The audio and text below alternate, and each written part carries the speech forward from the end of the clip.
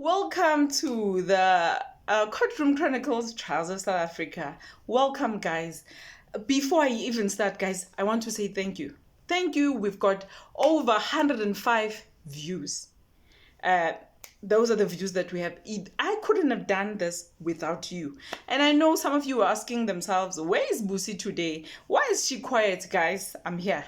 And today and now I just want to tell you about Mr. Sivnarayan's part, because I did the part about Miss Mkabai, attorney Mkabai, and now I want to do the part about attorney Sivnarayan. Who is he representing? He's the defense representing Kelly Smith. And I just want us to get into it. It might take longer today, but we will go step by step. I enjoy using metaphors, guys. If this content is not for you, please just scroll along. If you're looking for hard, complicated legal jargon, you are in the wrong place. You will not get it from me. I'm not a lawyer. I don't work in a court. I'm just a South African citizen who is trying to follow this trial that we've seen, the Jocelyn Smith trial, and I'm enjoying it because I go digging deeper, and I find meanings of sections, I find meanings of different things, and come back and tell you about it in a way that you would understand. So guys, if this is not for you, please move right along. So in today's episode, I'm gonna talk about Mr. Sivnarayan's part because I just focused on Miss Mkabai. Now we are talking about Mr. Sivnarayan, who is representing Kelly Smith, the main character, the person that we are all looking at, a mother who sold a child. So let's get into it. Imagine you're watching a movie, guys. You're watching the movie and you're following a storyline, and then it splits into two. And then you don't know now who to follow, what to follow, because it has just gone into two storylines. And then the main character, you don't even know who the main character is. And that's exactly what's happening in this trial. According to Mr. Sivnarayan, Miss Lombard is just a side character. She's just a side character. She's selfish. She's just a selfish actor that has hijacked this plot. So he came with the receipts. He told us, and I want us to get into it. So basically, it was just a masterclass in the courtroom, guys, with witnesses walking on thin ice. I mean, that's what I saw. He came for Mr. Coetzee. He came for the employers of Mr. Coetzee. He came for Miss Lombard. And he said, we can't rely on that. We really can't rely on that. He came swinging, arguing the main witnesses.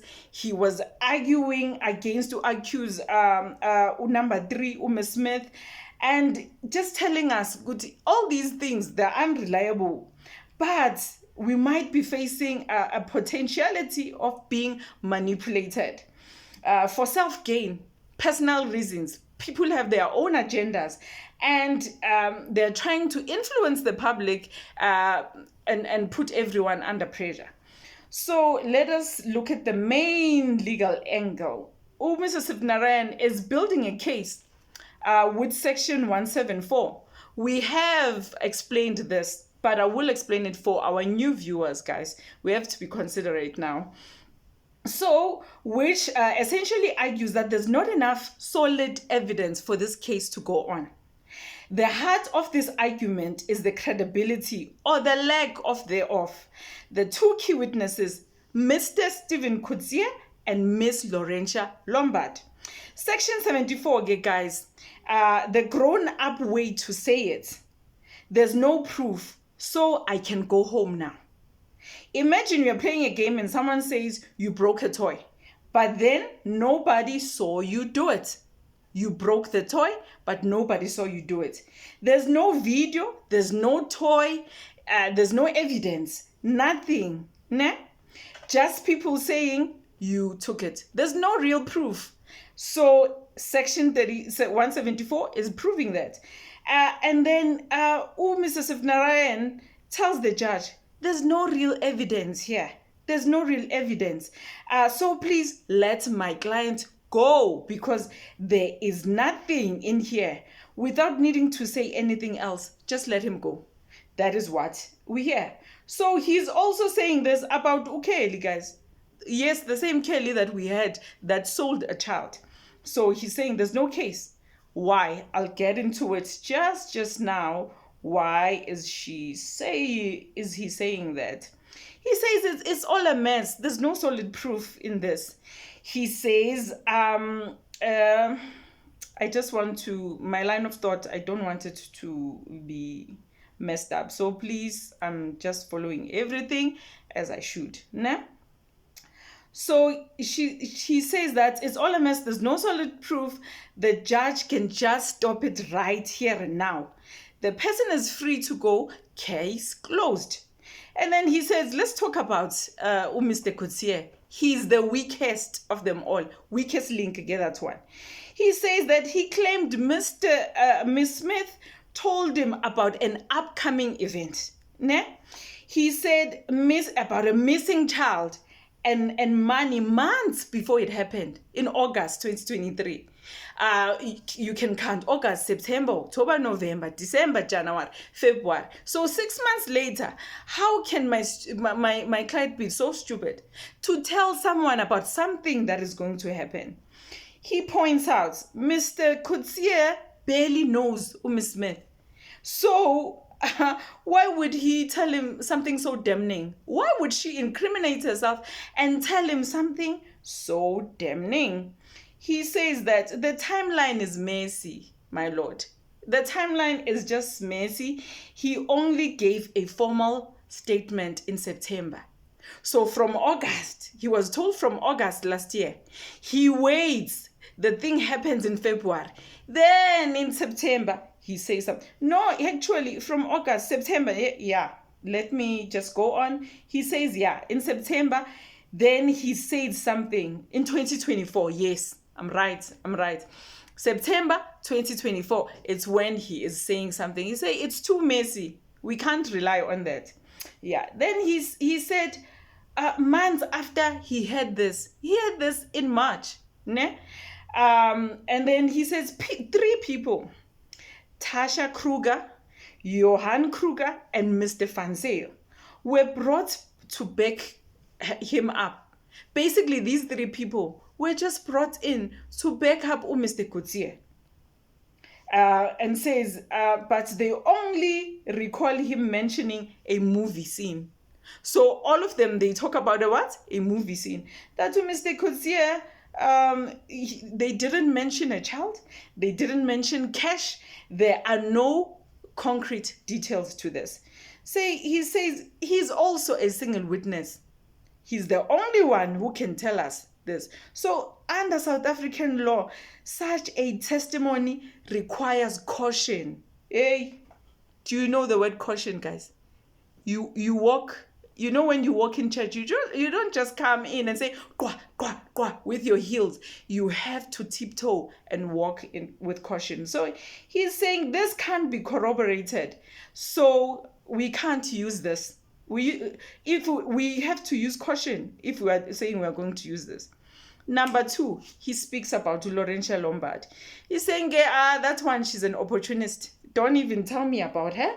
She's an opportunist. She was close. They were buddies with Smith. And all of a sudden, and they were sharing food and they were helping each other with their kids.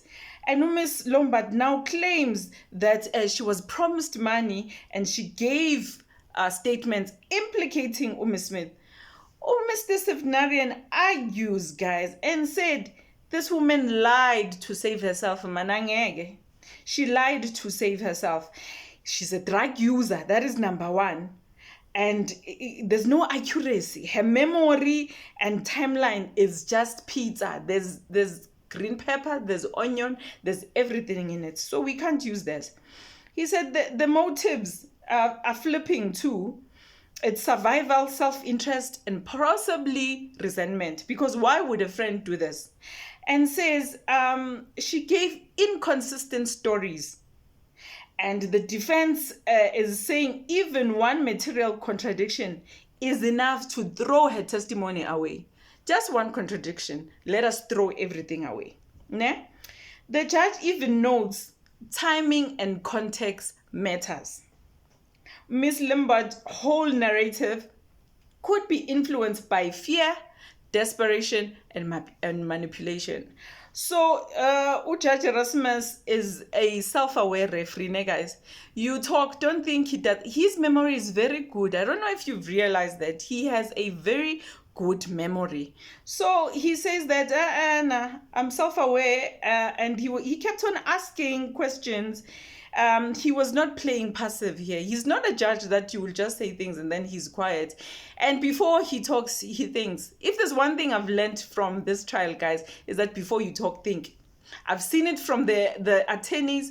I've seen it from the constables when they were saying when they were witnessing. They will pause and think about the next thing that they want to say.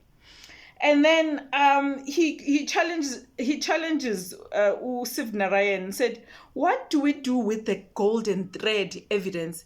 The judge is asking Mr. Siv Narayan that what do we do about that? Do you remember the golden thread that we learnt about, Ms. Swanepoel was talking about? And I explained what it is. If you don't, please go back and watch my videos. That there are pieces of being consistent there, and they seem to link from witness to witness.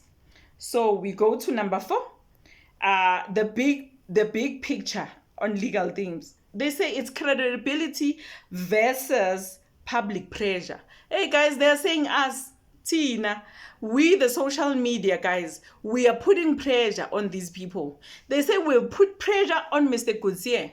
When he saw that this thing is big, and now everyone is talking about it, Mr. Coetzee saw an opportunity that this is my time to also shine. This is my time to be famous. Mr. Siv Narayan is saying that, is that he used all of this to also be famous. And he took some of the stories from everywhere, from news, what people were saying, and he made it one story. And all his employers and Mr. Van Zyl, they came to back him up. So he said this is made up, and a backup was there. So now, in conclusion, guys, Mr. Siv Narayan, these are single witnesses. You talk about Lombard, she's the only one who says she saw Ukeli going into the car. You talk about Mr. Coetzee, he's the only one who says Ukeli told him about the sale that was going to happen, that she would even 5,000 was enough. He says both of them are single witnesses. We cannot rely on that. We have to use caution. We We cannot rely on that.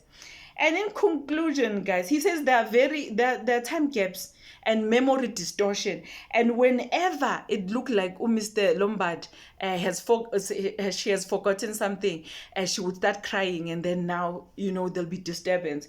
Said, no, we can't. Everything is questionable. Her motives, her memory is questionable.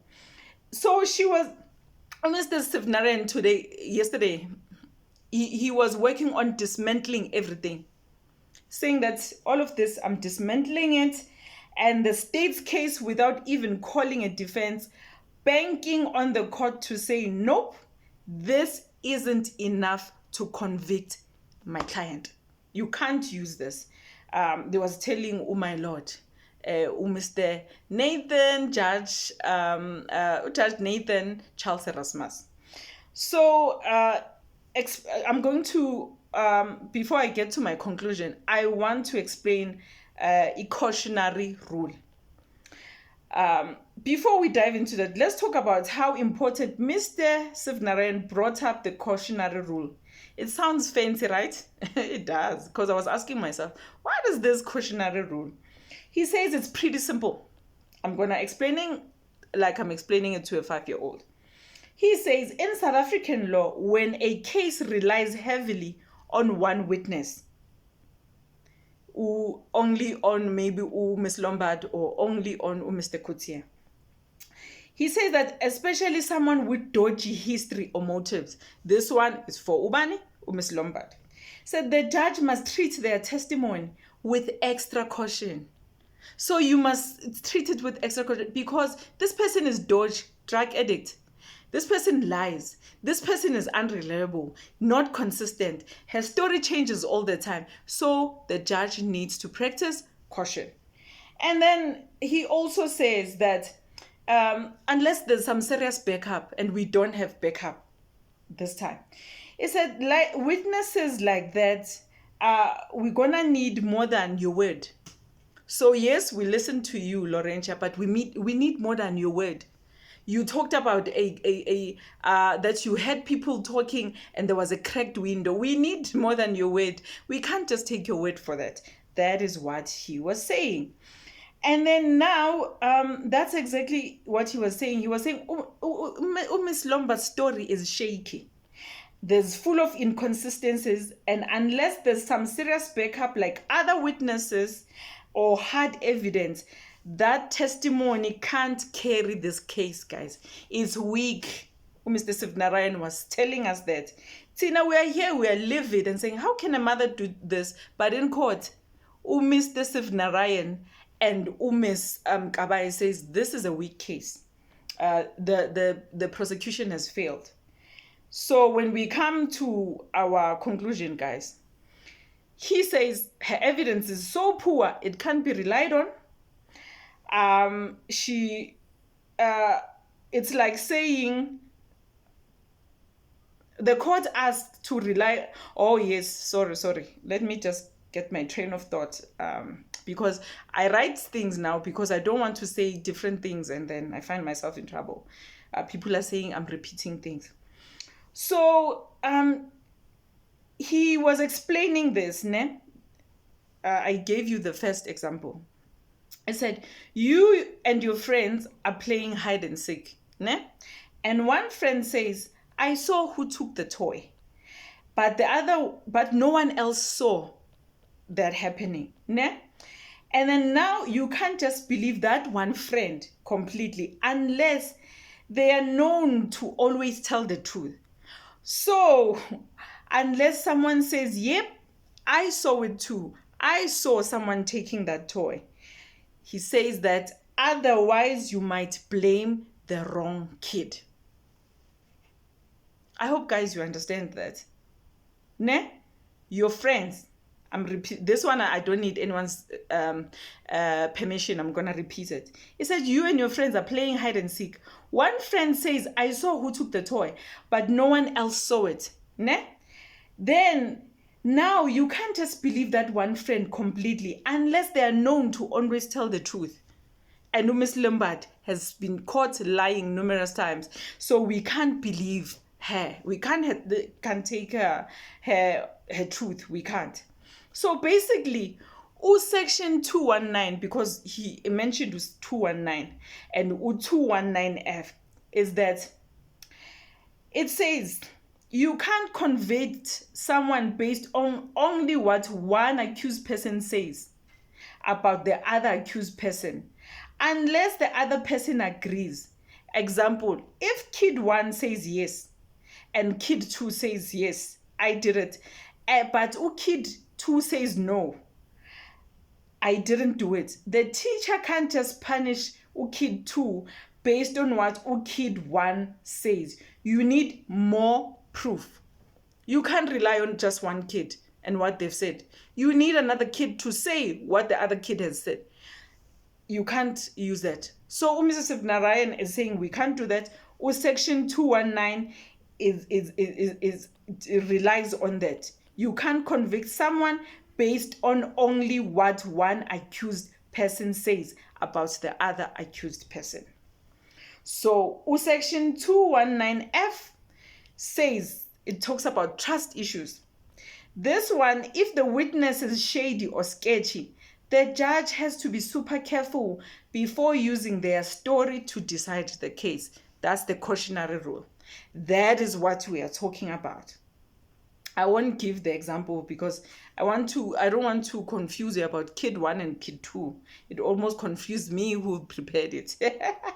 So if one dodgy witness says you did it and there's no solid backup, the court needs to be suspicious, not convinced. So you cannot convince us about that. That is what Mr. Sivnarayan was saying. We are not convinced by you, Mr. Coetzee, because your story looks like you were looking for fame. We are not convinced by you, Miss Lombard, because you are selfish. You are a traitor. You betrayed your friend who would give you food when you didn't have food. And after being caught, you just thought of a way of saving yourself. So this is you trying to save yourself. And Miss Kelly, you know what he said was very interesting. He said, okay, judge, let's say we convict my client, Miss Kelly. Which story are we going to take? Are we going to say we are taking the story about that she took the child, Jocelyn, and put her in a polo? Or are we going to take Mr. Apollos' story and say they delivered the child to Umagalima? That one was a wow to me. That one was a very valid point, which I'm also asking you. Which story do you believe? And which story should we take? That is what I came with today. It's messy, I know, guys. Remember, I've only been doing this for almost a month. Saturday, it will be a month. Please, so please understand. It's messy, but this is the best that I did. This is what I came with today. And with that being said, continue subscribing, continue viewing the videos from beginning to end. Continue supporting me with your words, your kind words. I love it. It gives me courage and encouragement. And may God continue to bless you guys. With that being said, that's all for me. God bless you. Ciao.